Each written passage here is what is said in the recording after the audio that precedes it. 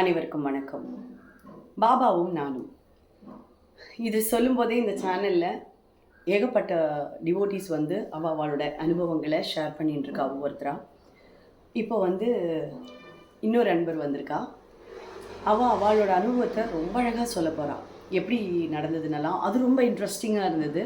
அதையும் நீங்கள் கேளுங்க. வணக்கம்மா. வணக்கம். அவங்களோட பேர் கலாவதி. இவாளும் சாய் குடும்பத்தில் ஒருத்தர். சாய்னா அவளும் ரொம்ப பைத்தியம்னு சொல்லலாம். இப்போ நீங்கள் சொல்லுங்கம்மா. சாய் சரணம். நான் வந்து என்னுடைய மனசு ஃபுல்லாக அவர் தான். ஆனால் வந்து என்னுடைய கஷ்டங்கள், கவலைகள், துன்பங்கள், துயரங்கள் அத்தனையும் என் மனசுலேருந்து அவர் மனசுக்கு மட்டும் கேட்குற மாதிரி சொல்லி ரகசியமாக பேசிக்குவோம். ஆனால் வந்து மனசால்கிட்ட சொன்னால் தான் அது சரி இருக்காது. அதனால் அவர்கிட்ட சொல்லிவிட்டு வந்து அந்த எதுவும் அந்த கஷ்டமே தீராத அளவுக்கு இருக்கிற மாதிரி கொண்டு போவார். ஆனால் அன்னைக்குள்ளே அந்த கண்ணை மூடி கண்ணை திறக்கிறதுக்குள்ளே அந்த கஷ்டங்கள் முடிஞ்சிடும். எனக்கும் மனசு ரொம்ப சந்தோஷமாயிடும். அதனால் வந்து என் மகன் வந்து ஒரு தடவை டெல்லிக்கு போகிறான். முதல் இப்போ வந்து அடிக்கடி போகிறான் ஃப்ளைட்டில். அப்போ வந்து ட்ரெயினில் புக் பண்ணி கொடுத்துருக்காங்க. அந்த ஊர் எங்கே போய் இறங்கணும்னு தெரியாது. 2 நாளாக என்னமோ பயணம். அது போயிட்டு எந்த ஸ்டேஷன் இறங்கி எப்படி போகணும், எந்த வழி போகணும், எது பஸ்ஸில் போகணுமா ஆட்டோவில் போகணுமா எதுவுமே தெரியாது. சரின்னு இறங்கிட்டு ஒவ்வொருத்தரையாக கொஞ்சம் கொஞ்சமாக கேட்டு ஒரு ஆட்டோவில் ஏறிட்டான்.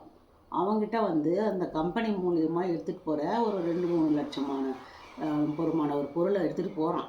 எடுத்துகிட்டு போயிட்டு அவங்க இப்போ புக் பண்ணிலாம் கொடுத்துருக்காங்க. இதெல்லாம் ஹோட்டல்லாம் புக் பண்ணி கொடுத்துருக்காங்க 2 நாள் தங்கிட்டு வரத்துக்கு. அந்த வேலை மூலியமாக போகிறதுனால ஒரு ஆட்டோ பிடிச்சிட்டான். அந்த ஆட்டோவில் போய்கிட்டே இருக்கும்போது ரொம்ப நேரம் போகுது. ஆனால் அவன் கம்மி காசு தான் கேட்டிருக்கான். அந்த ஆட்டோக்காரன் போயிட்டே இருக்கும்போது என்னன்னா திரும்பி பார்த்தா சுற்றி காடு தான். ஒரு குருவி ஒன்றும் இல்லை, ஒரு சின்ன சத்தம் கூட இல்லை. இப்போ நடு காட்டில் நிறுத்திட்டு அவன் முதல்ல இப்படி திரும்பி பார்ப்பான். அப்புறம் இவன் நினச்சிட்ருக்கான், ஆஹா நம்ம இவ்வளோ பெரிய பொருள் எடுத்துகிட்டு போகிறோம், அது என்ன ஆகுதுன்னு தெரியல, நம்ம தான் போய் முழுசாக ஊர் போய் சேர்றோமானா அதுவும் தெரியல. அதனால் என்ன ஆகணும்னு தெரியல. அப்புறம் கொஞ்சம் நேரம் பொறுத்து போயிட்டு இருக்கும்போது இவனாக அந்த ஃபோனில் எதுவுமே பேசாத அளவுக்கு யாரோ ஒரு கமிஷனர்கிட்ட பேசுகிற மாதிரி, டாக்டர் சார் நான் வந்துக்கிட்டு இருக்கேன், இந்த வழியாக வரேன் அப்படி இப்படின்னு சொல்லிட்டு இருக்கானான். அப்பயும் அவன் அந்த ஆட்டோவை நிறுத்திட்டு முதல்ல அப்படி திரும்பி பார்ப்பானான். அதுக்கப்புறம் சரின்ட்டு, பாபா என்ன பாபா இந்த மாதிரி ஒரு காட்டில் வந்து என்னை தவிக்க விட்டுட்டீங்கன்னு மனசுக்குள்ளே வேண்டானான். அந்த இருட்டில் போயிட்டு ராத்திரி 1 மணிக்கு நடு ரோடு அந்தாண்ட கிராஸ் பண்ணி போகணுமா. அந்த ரோடு முனையில் போய் நின்றுட்டு திக்கு தெரியாத காட்டிலன்ற மாதிரி நிற்கிறானான். பளிச்சுன்னு ஆப்போசிட்லேருந்து ஒரு லைட் அடிக்குது மூஞ்சில். பார்த்தா அந்த ஹோட்டல் பேர் சாய் பிளாசா ஹோட்டல். அதில் பெரிய பாபாவோட உருவம் வச்ச ஃபோட்டோ மாதிரி வச்சு அவரை சுற்றி நிறைய சீரியல் பல்பு, அவர் கையில் அப்படி ஆசீர்வாதம் பண்ணுற மாதிரி இருக்கிற லைட்டு வந்து இவன் முகத்தில் அடிக்குது. அடித்த உடனே இவனுக்கு அப்படியே மனசு தாங்கல சந்தோஷம்.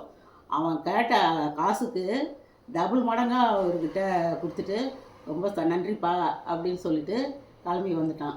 அப்புறம் வந்து எனக்கு 2 பேர பிள்ளைங்க, ஒன்று நிஷிதா சாய், ஒருத்தன் வந்து ஜஸ்வந்த் சாய். அதனால் அவர் பேர் வச்சே எடுத்தாச்சு. எனக்கு ஒரு மகள் இருக்கா, அவளுக்கும் வந்து 2 பொண்ணுங்க. அவங்களும் ரொம்ப கஷ்டம் குடும்பம் தான்.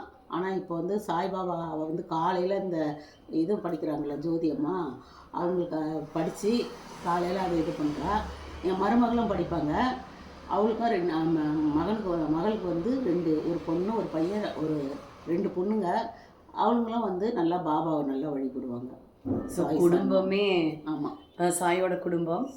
அதுதான் சொல்கிறேன், திக்கு தெரியாத காட்டில் எங்கே போய் நிற்கிறோன்னு தெரியாத போது அவருடைய அனுகிரகம் கிடச்சதுன்னா அப்படியே குதிக்கிற மாதிரி இருக்கும். அந்த மாதிரி சம்பவங்கள் அதை அனுபவித்த வாழ்க்கை நல்லா தெரியும். அந்த மாதிரி ஒரு த்ரில்லிங்கான இன்னொரு அனுபவம் நான் கண்டிப்பாக அடுத்த பதிவில் ஷேர் பண்ணுறேன். அதுவரை நன்றி, வணக்கம். மீண்டும் சந்திக்கலாம்.